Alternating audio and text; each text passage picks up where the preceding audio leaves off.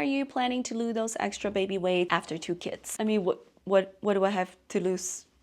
When I first became pregnant, I was expecting that the biggest challenge would be about preparing for the baby, not navigating 2 completely different cultures on top of that. Hi, my name is Tian. I'm a Chinese mom of 2 littles living in the US with my husband, who's born and raised American. In today's video, I am sharing some of the biggest differences in how Chinese and American culture approach pregnancy and postpartum, all the way from pre and postnatal care to family expectations. If you are part of a multicultural family or just curious about how different cultures approach pregnancy and postpartum, you're gonna want to stick around because some of the differences really surprised me. I don't think I even realized how Chinese I am until I had a baby. For a start, traditional beliefs and Western science clash all the time. Prenatal care is very different in these 2 cultures. The American way, in a way that I experienced it, does not really emphasize dietary changes except to avoid raw fish or too much caffeine, but it does emphasize on prenatal vitamins to bridge the gap, or honestly, it's more like the chasm. So instead of relying on whole foods to meet the nutritional needs of pregnancy, the American way emphasizes on vitamins. On the other hand, Chinese prenatal care really emphasizes on dietary changes at different stages of pregnancy and postpartum to support the mother's body as well as the baby. The 2 different cultures also subscribe to different activity levels. The American way encourages staying active as long as it's low risk. Things like walking, light exercise, yoga are very popular choices. And if the mom was already very active before pregnancy, the recommendation is usually for them to stay just as active during the pregnancy as long as it's not hurting them. But the Chinese way is culturally more rest focused. There's a lot more emphasis on taking it easy, look like going out less, or even doing less household chores. When it comes to postpartum, I think y'all have probably heard about 坐月子, which is the month-long confinement period for a new mother. There's a whole lot of rules around it. Without getting into too much detail, some of the more commonly known ones are no going outside, no opening the windows, no hair wash or even showers for the mom. The mom is mostly doing bed rest and sleeping while she's not nursing. In order to make all of that happen, the extended family will come, or some families will hire confinement nannies who specialize in this period of time. There's very specific foods to eat at specific stages of that month. So there's a village coming together to help clean and take care of the baby while the mom is not nursing. On the other hand, the American way is pretty much going back to normal immediately. The mother mostly eats whatever satiate her breastfeeding appetite. They might be drinking ice water, which is horrifying for Chinese old people to hear about. They could have smoothie. They mostly don't sleep a whole lot. After a few weeks, moms are encouraged to go back to some light movement, and with the OB's clearance, they're back to being sexually active. In a later part of this video, I'll cover more details on the expectations that these 2 cultures have on the moms going back to normal. Moving on to different views on gender. In Chinese culture, although rapidly changing, I think the prevailing spirit of tradition is still present, which is a preference for male, because traditionally males are the ones that receive the inheritance. They also carry on the family name,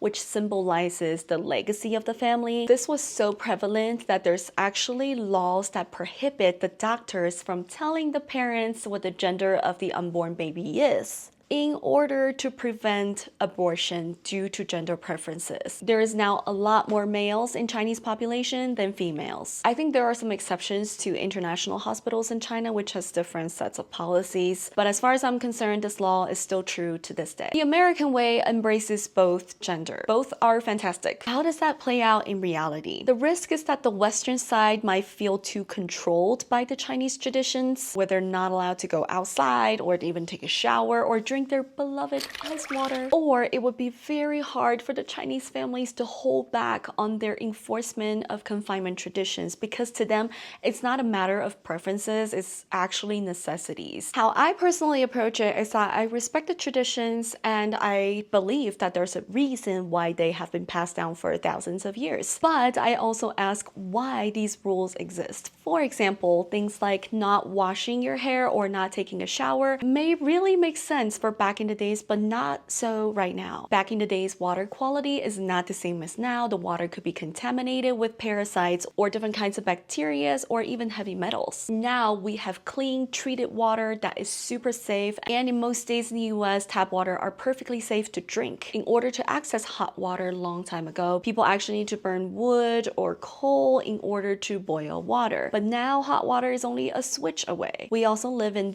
very well insulated houses versus back in the days, the houses would not be well insulated. While the mom is taking a shower, washing her hair, the cold air could seep through the window and blast on her face. And after a mom takes a shower, back in the days, you have no option but to air dry. But now we have hair dryer that we can use in a well insulated steamy shower room. So in summary, do I take a shower postpartum? Of course I do, because I have the luxury of having a highly controlled environment where I can have my hair completely dried and all clothed before I ever step out into cold air or colder air at the rest of my house, which is also very well controlled by a heating system. Dietarily, I also take a moderate approach because I still believe that fundamentally we should be prioritizing getting nutrients from whole foods, but our food quality is not the same from back in the days. A sweet potato now has way less macronutrients and mineral content compared to 5 decades ago. Food might be less scarce now, but the nutritional value is really compromised as well. So I try to prioritize whole foods nutrition, but I also take prenatals to bridge the gap. I don't eat junk food and take prenatal because I just don't think that makes sense. As for the view on gender, I totally believe that children are gifts from God, so I cherish whatever gender that God has made them in. The next difference I want to talk about is family expectations versus personal autonomy. When it comes to family involvement in Chinese culture, it is very common for the older generation to be very involved, especially the mother-in-laws, to be very involved and have strong opinions about what you eat, how you rest, and how you take care of the baby. It's not uncommon for the grandparents to straight up retire in order to help the mom out starting from pregnancy. And once the child is born, they assume the role of taking care of the mom and the baby. In fact, for the baby, they assume the role of a primary caregiver. The support system almost forms a bubble around the mom. They will emphasize things like not moving tai chi, which just means any sort of external forces that can cause maternal stress, which then threatens the health of a pregnancy and the mom and the child. That means everyone giving extra grace to the mom when they are being hormonal emotionally, or if they emphasize any kind of tiredness, people would jump in and help right away. But in American culture, there's a stronger emphasis on the nuclear family as well as the mom's autonomy in decision making. There's also less help coming from the older generations. There's no expectation from the new parents that their mom and dad would be helping. Although the village concept or even things like meal trains are still quite common in small towns and church communities, but generally that support system is not expected in the US culture. When it comes to the celebration of this new life phase, the two cultures also approach it very differently. Baby shower is super common in the US and gifts are usually very practical. The mom and dads will put together a baby registry and people are gonna gift them practical things according to that list. Whereas in Chinese culture, celebration of the baby and this new life phase usually occurs after the baby is born, and the big celebration hits when that baby is 100 days old. Gifts are either cash that comes in a red envelope or symbolic things like accessories, but not a lot of people give practical gifts. As a result of different expectations on family versus personal autonomy, some of the common struggles could be that the American side feels micromanaged, overwhelmed, and resentful over tons and tons of unsolicited advice that were expressed out of love, especially if the Chinese parents help extensively for an extended period of time. Conflict might arise over boundaries. In addition, the mom might feel that struggle to bond with the baby because the grandparents are spending so much time with the newborn. Whereas the Chinese side could feel alone, unsupported, and uncared for, and that can lead to distance from the Chinese side to the rest of the family. So how do I navigate this? This is a pretty hard one. I had to really work through resentment. For example, even towards my husband husband, he did not know about the bubble that Chinese families would form around a pregnant woman in which to protect her physically and emotionally. While he has to rewire his brain around the fact that I feel loved and cared for by that bubble, I had to really step back and understand the culture that he is from, deal with my unmet expectations in Christ. I mean, people show love differently, and I have to learn to respect those differences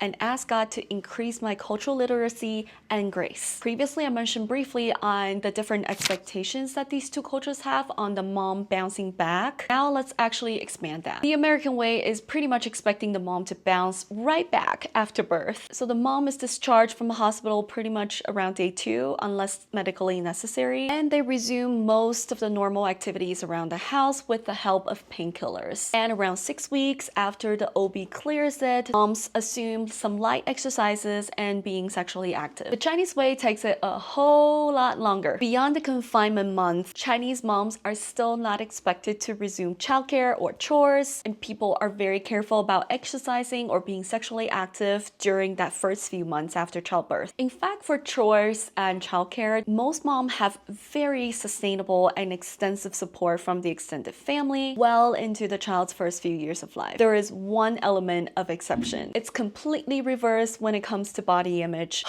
There's a lot of pressure on Chinese moms to bounce back to pre-birth weight, whereas Americans usually take it very easy. I mean, my Chinese family members would not shy away from asking me, when are you planning to lose those extra baby weight after 2 kids? I mean, what do I have to lose? I was unhealthily skinny back in the days, and people want me to bounce back to that.